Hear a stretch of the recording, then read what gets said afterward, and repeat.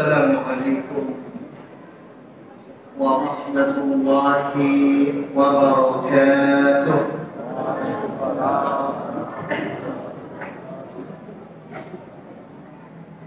Alhamdulillahi rabbil alamin wa bihi nasta'inuhu ala umuri dunya waddin. Asyhadu an la ilaha illallah wa asyhadu anna Muhammadan abduhu wa rasuluh. Allahumma salli ala sayyidina Muhammadin wa ala alihi wa ashabihi wa man tabi'ahum bi ihsanin ila yaumiddin. Amma ba'd. Ma'asyiral muslimin, jamaah tarawih yang insyaallah senantiasa dirahmati dan diberkahi oleh Allah Subhanahu wa taala. Kita harus senantiasa bersyukur kepada Allah, karena Allah Subhanahu wa taala masih memberikan kita usia yang panjang, masih memberikan kita kesempatan untuk bertemu dengan bulan suci Ramadan yang oleh para ulama itu 6 bulan sebelum datangnya bulan suci Ramadan mereka sudah berdoa kepada Allah Subhanahu wa taala, Allahumma ballighna Ramadan. Ma'asyiral muslimin, jamaah yang dirahmati oleh Allah Subhanahu wa taala, dan posisi kita sekarang ini sudah memasuki malam kedua bulan suci Ramadan,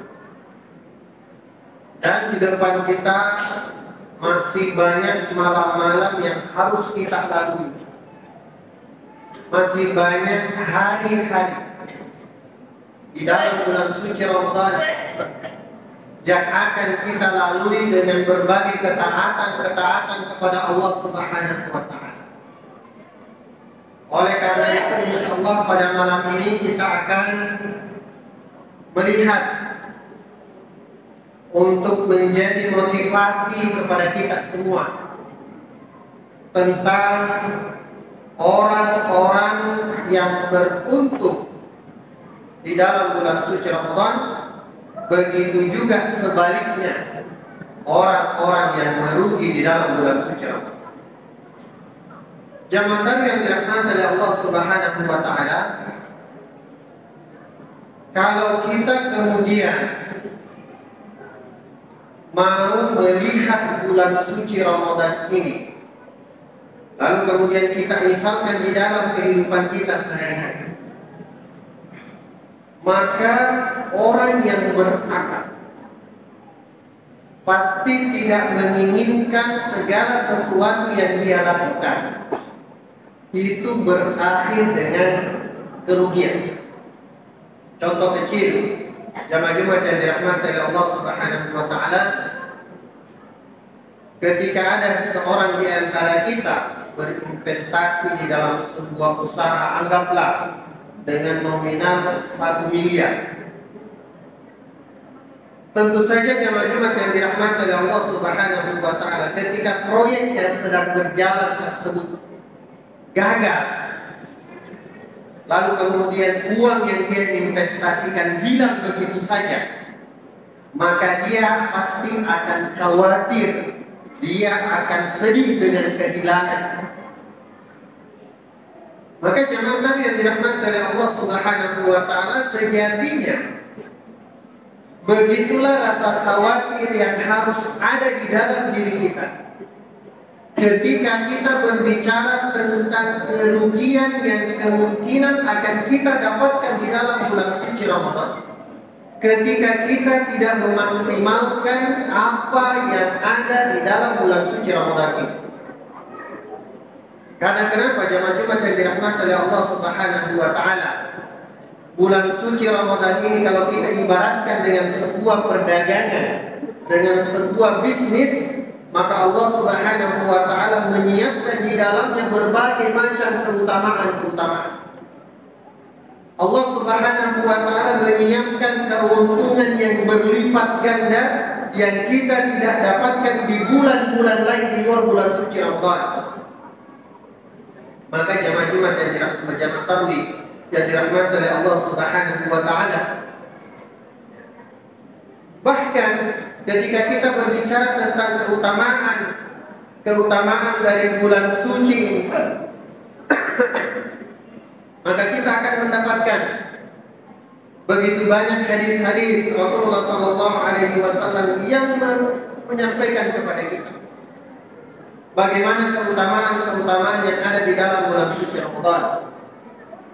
Di dalam sebuah hadis Rasulullah SAW kemudian memberitahukan kepada kita, kullu amal ibni Adam, setiap amalan anak cucu Adam, setiap amalan yang kita lakukan yudha'af, itu dilipat gandakan al-hasanah, kebaikan di dalamnya asyara ad'af ila 700.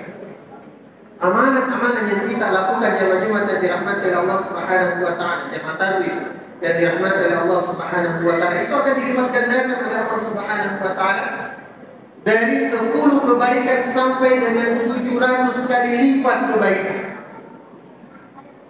Maka di sini kalau kita kemudian melihat kembali bagaimana kasih sayang Allah Subhanahu wa taala di dalam bulan suci Ramadan.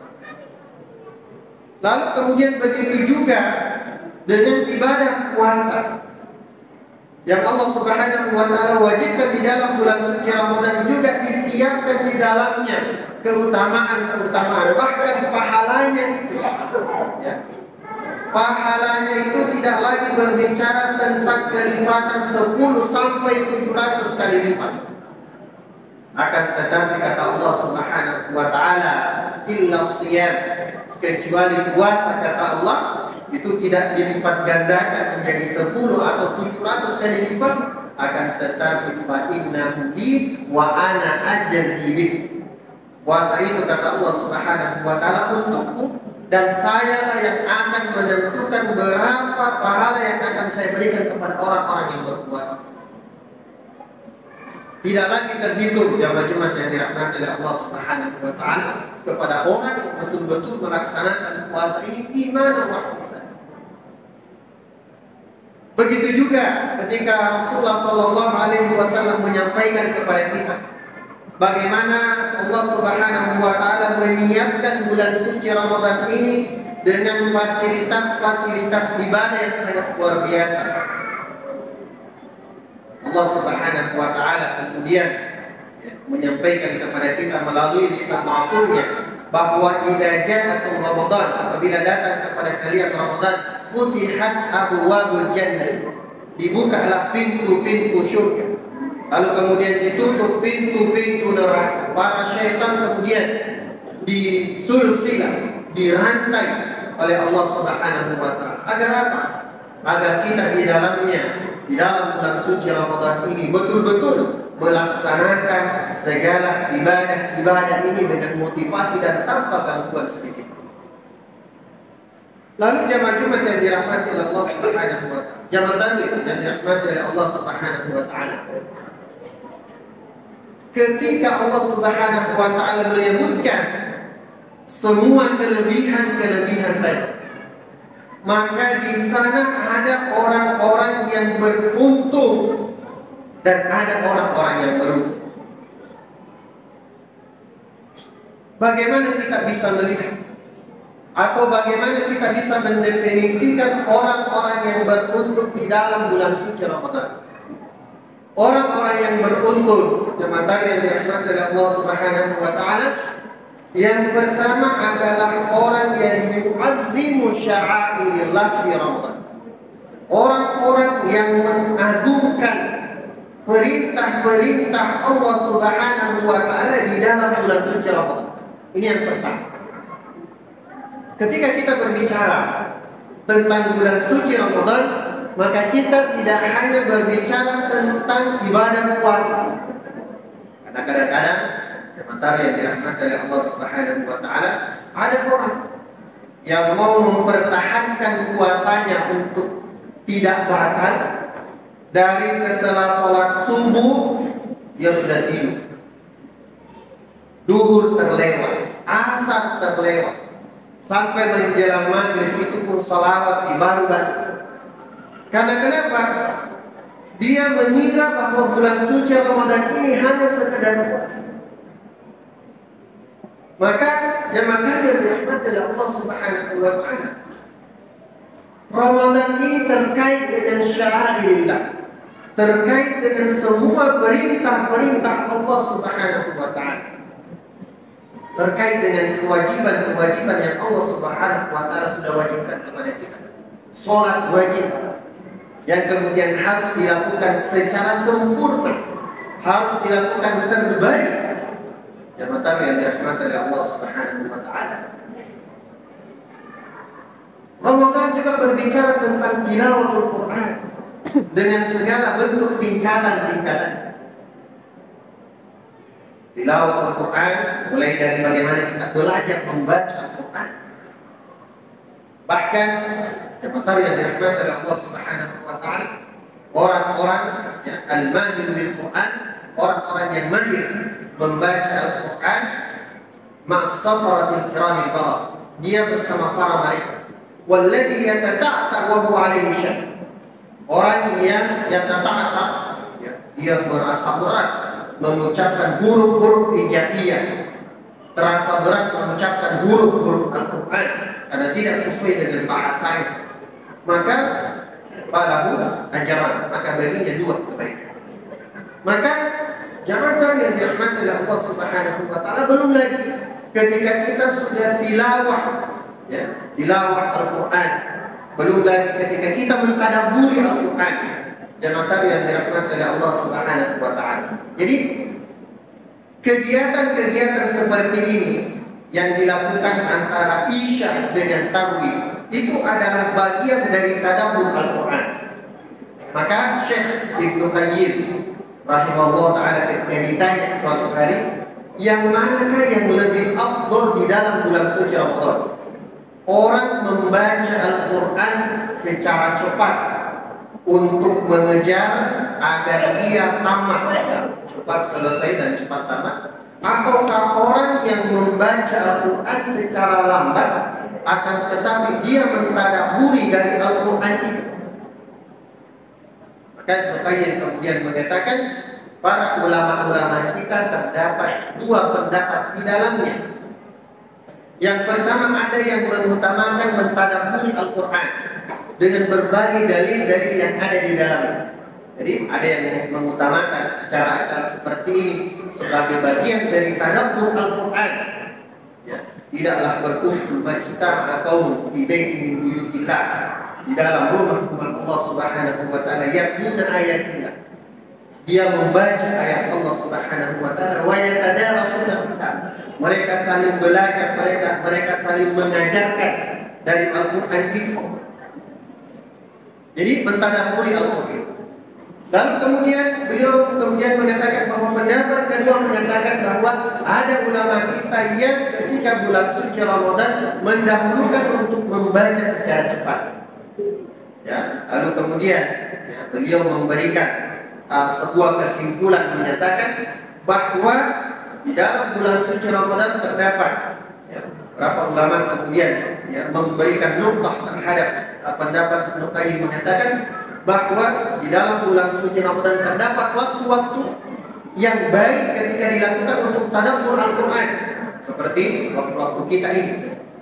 Ada juga di luar itu baik ketika membaca secara cepat.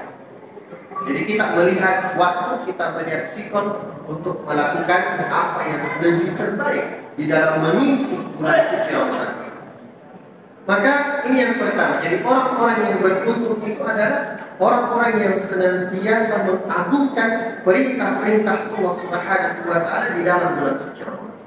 Lalu kemudian yang kedua, orang-orang yang beruntung di dalam bulan suci Ramadan ini adalah orang-orang yang mengikuti para salafus saleh di dalam beribadah di dalam bulan suci Ramadan. Begitu banyak contoh-contoh jemaah yang dirahmati oleh Allah Subhanahu wa taala terkait dengan ibadah sama-sama membaca Al-Quran. Itu di malam pertama. sampai kemudian mereka membaca di akhir malam menjelang sahur seperti dari Al-Quran.